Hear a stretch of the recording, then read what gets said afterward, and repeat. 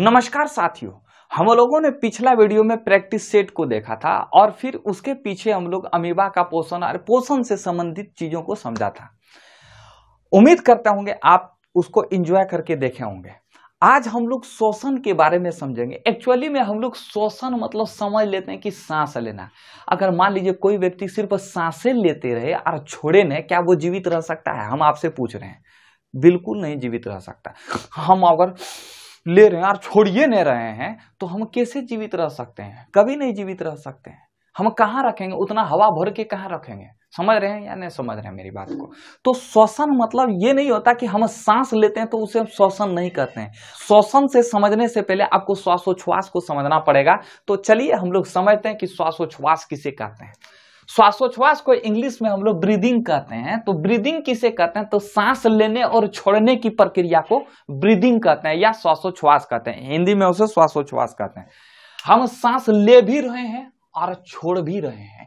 तो जब सांस लेते हैं ना, तो जब सांस हम लेते हैं, अंदर लेते हैं, तो हम क्या अंदर लेते हैं? ऑक्सीजन को अंदर लेते हैं। तो वही नहीं बोलता कि जब हम हवा को लेते हैं या सांस को अंदर लेते हैं तो उसे ससुरा निश्वसन कहते हैं या प्रश्वास कहते हैं, या क्या बोलते हैं? प्रश्वास कहते हैं। इंग्लिश में इसे इंस्पिरेशन कहते हैं। ठीक है।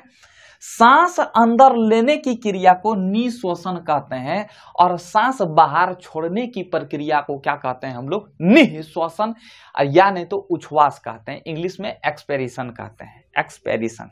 आई मेरी बात समझ में? अब आप बताइए क्या हुआ? निश्वसन, निःश्वसन। समझ में आया कि नहीं आया? निःश्वसन को प्रश्वास भी बोल सकते हैं और निःश्वसन को उच्छ्वास भी बोल सकते हैं। देखिए, हवा में जो है नाइट्रोजन 78%, ऑक्सीजन 21% और कार्बन डाइऑक्साइड 0.03% है। तो हम लोग उतना सांस ले लेते हैं, एकदम पकड़ते हैं हवा से, एकदम ले लेते हैं कि दनाक से ले लेते हैं नाक में। और जब नाक में लेते हैं, लेकिन छोड़ने के टाइम में चेंज हो जाता है। छोड़ने के टाइम में नाइट्रोजन तो 78% छोड़ते हैं, लेकिन ससुरा ऑक्सीजन लेते हैं 21%, लेकिन हम छोड़ते हैं कितना है? 16%। ध्यान से सुनिएगा कि यहाँ 5% का डिफरेंस है। तो ये 5% गया कहाँ? तो देखिए मैनेज हो रहा है। यहाँ कार्बन डाइऑक्साइड हम लोग कितना लिए? 0.03%, लेकिन हम लोग छोड़ कितना रहे? 4%। तो ये 5% मैनेज होता है कार्बन डाइऑक्साइड में। समझ में आया? नहीं समझ में आया? तो ये था आपका श्वासोच्छ्वास। तो याद रखिएगा कि हम लोग जो है सांस लेते नहीं हैं बल्कि छोड़ते हैं। हम लोग श्वसन नहीं करते हैं बल्कि हम लोग श्वासोच्छ्वास कहते हैं। इंग्लिश में से ब्रीदिंग कहते हैं। आज के बाद ये नहीं बोलना कि अरे हम सांस ले रहे हैं, तो क्या बोलिएगा? तो बोलिएगा कि हम श्वासोच्छ्वास कर रहे हैं। हम क्या कर रहे हैं? श्वासोच्छ्वास कर रहे हैं। आई मेरी बात समझ में? यानी कि हम लियो रहे हैं और छोड़ियो रहे हैं। ठीक है। तो उम्मीद करते होंगे आप समझे होंगे। इसका स्क्रीनशॉट लीजिए। श्वसन किसे कहते हैं? तो हम लोगों ने समझा कि श्वासोच्छ्वास किसे कहते हैं। तो सांस लेना और छोड़ने की क्रिया को श्वासोच्छ्वास कहते हैं। ठीक है। अब हम लोग श्वसन को समझते हैं। देखिए, हम लोगों ने पिछला वीडियो में पढ़ा था, यानी कि पाचन तंत्र के वीडियो में पढ़ा था कि हम लोग जो भोजन करते हैं तो छोटी आंत में जाता है। तो छोटी आंत में जो भोजन जाता है उसमें विलाई पाए जाते हैं। क्या पाए जाते हैं? विलाई। हम बताए हैं कांटेनुमा आकार की विलाई पाए जाते हैं। वो क्या करता है? भोजन में आए ग्लूकोज को चूस कर ब्लड में दे देता है। पौष्टिक चीज है, वो विलाई चूस लेता है और उसको कहाँ दे देता है? ब्लड में दे देता है। अब जो ब्लड में जो ग्लूकोज देता है ना, तो वो ग्लूकोज मोटा रहता है। मतलब समझे ना? अरे ऐसे समझिए, देखिए गेहूं को हम लोग पचा सकते हैं? नहीं। अगर ऐसे ही गेहूं खाएंगे तो नहीं पचा पाएंगे। समझ में आया कि नहीं आया? अब गेहूं को क्या करते हैं? थूरते हैं। थूरने के बाद उसका जो भूसकी होता है, यानी कि जो भूसा होता है, उसको पचा पाएंगे? नहीं। और उसको चूरेंगे तो और उसको मही मही दाना करेंगे, पतला पतला करेंगे, तो वो आटा बन जाता है, तब ना उसको पचाते हैं। तो उसी तरह वो ग्लूकोज जो था मोटा मोटा रहता है, उसको हम लोग पचा नहीं पाते हैं, उसको थूरता है। तो थूरने का काम कौन करता है? श्वसन करता है। थूर कर जो है उसको पतला पतला आटा की तरह बना देता है।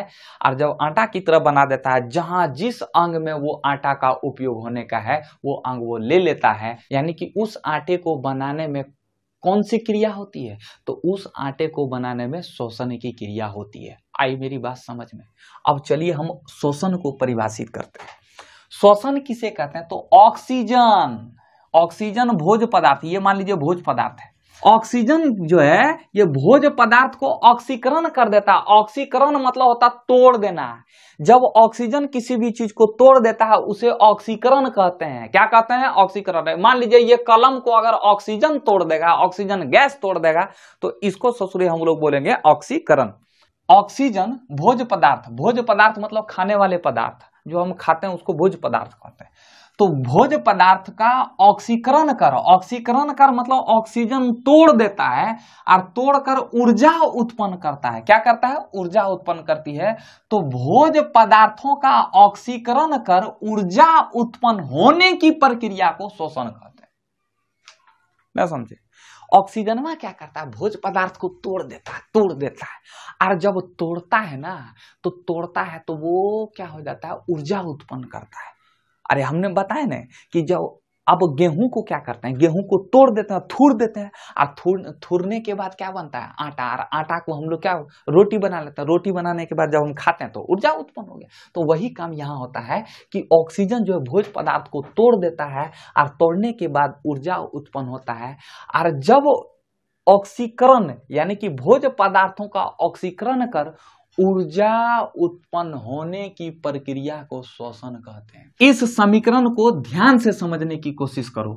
जैसे ये ग्लूकोज है, C6H12O6, ये ग्लूकोज है।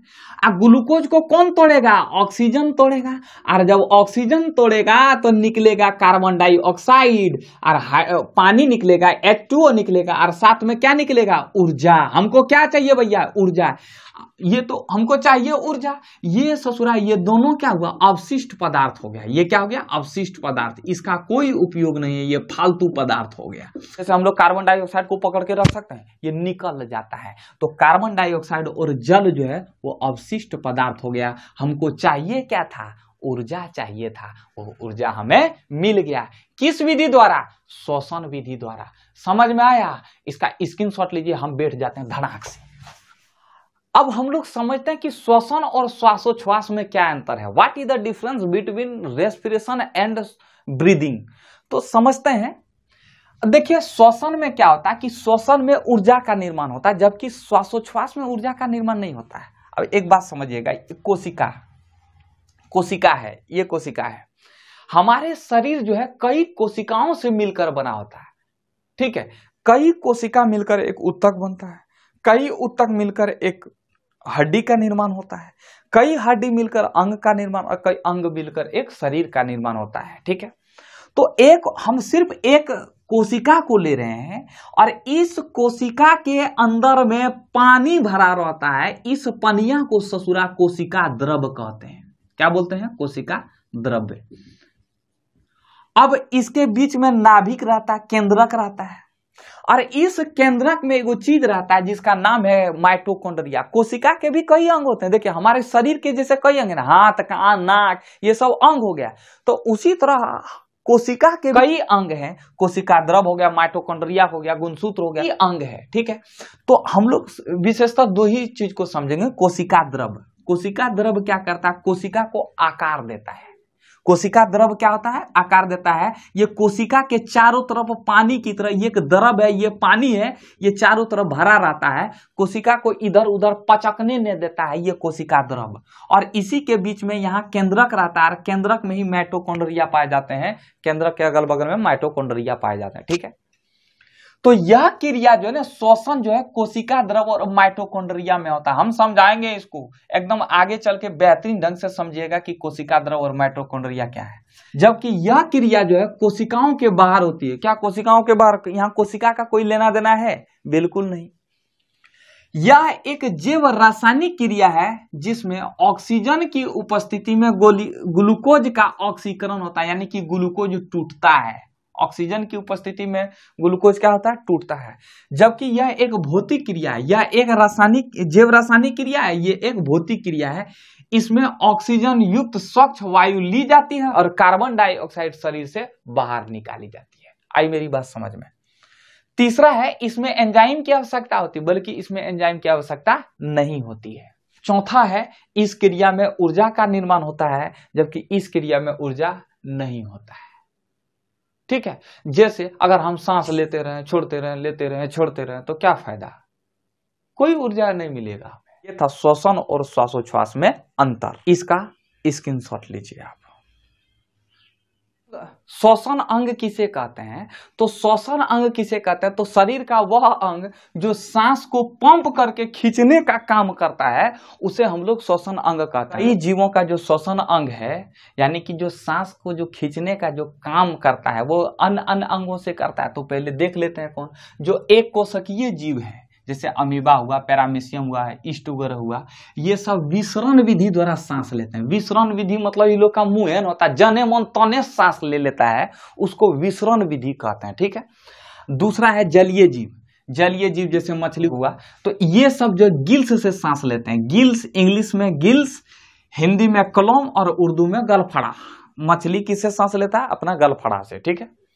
एके है, तीनों एके नाम है। इंग्लिश में गिल्स, हिंदी में कलम और उर्दू में गलफड़ा है। एक ही नाम है तीनों का। और कीट जैसे तितली वगैरह, तितली हुआ, कॉकरोच हुआ, तेलचट्टा वगैरह हुआ, तो वो सब श्वास नली से सांस लेता है, ट्रेकिया से सांस लेता है। और ये मेढक जो है ना, मेढक जो है ससुरा, जब वो बच्चा रहता है तो जब मेढक जब बच्चा रहता है ना तो मछली की तरह दिखता है। तो जब मछली की तरह दिखता है, छोटा छोटा मछली, मध्यम मध्यम जो ना बचवा बचवा मछलियां जैसा रहता है, तो उसको हम लोग टेडपॉल कहते हैं। क्या बोलते हैं? टेडपॉल। वो ससुरा टेडपॉल की तरह दिखता है। वो जब बच्चा रहता है मेढक तो वो गिल्स से सांस लेता है। लेकिन जो बड़ा हो जाता है, जो बुढ़वा मेढकवा होता है, जो बुढ़वा मेढकवा होता है जिसको हम लोग बैंग कहते हैं। क्या बोलते हैं? बैंग। क्या बोलते हैं? बैंग। ये ससुरा फेफड़ा सांस लेता है। और जब मेढक जो है भूमि के अंदर रहता है या मिट्टी के अंदर रहता है तब वो त्वचा से सांस लेता है। ठीक है। और आदमी जो है किससे सांस लेता है? फेफड़ा से। समझ में आया? इसका स्क्रीनशॉट लीजिए। एक श्वसन जो है एक अपचायी क्रिया है। क्या है? अपचायी। इंग्लिश में बोलते हैं उसे कैटाबोलिक। कैटाबोलिक मतलब होता है किसी भी चीज को तोड़ देना, उसे कैटाबोलिक कहते हैं। किसी भी चीज को जोड़ देना उसे उपचायिक बोलते हैं। क्या बोलते हैं? उपचायी। और किसी भी चीज को तोड़ देना उसे बोलते हैं अपचायी। ठीक है। तो श्वसन एक कैसी क्रिया है? एक अपचायी क्रिया। अगर पूछ दे ऑब्जेक्टिव में तो अपचायी मारना है। ठीक है। तो हम लोगों ने आज श्वसन और श्वासोच्छ्वास को समझा, फिर श्वासोच्छ्वास के कितने चरण होता है वो समझा। अगला वीडियो में हम लोग देखेंगे कि श्वसन के कितने चरण होते हैं, और जो ग्लूकोज है वो ग्लूकोज कितने चरणों में टूटेगा और कैसे टूटेगा, कौन तोड़ेगा, किण्वन क्या होता है, इस सब के बारे में हम लोग अगला वीडियो में चर्चा करेंगे। तो उम्मीद करते हैं कि हमेशा की तरह ये वीडियो आपको इन्फॉर्मेटिव लगा होगा। मिलते हैं नेक्स्ट वीडियो में। बहुत बहुत धन्यवाद।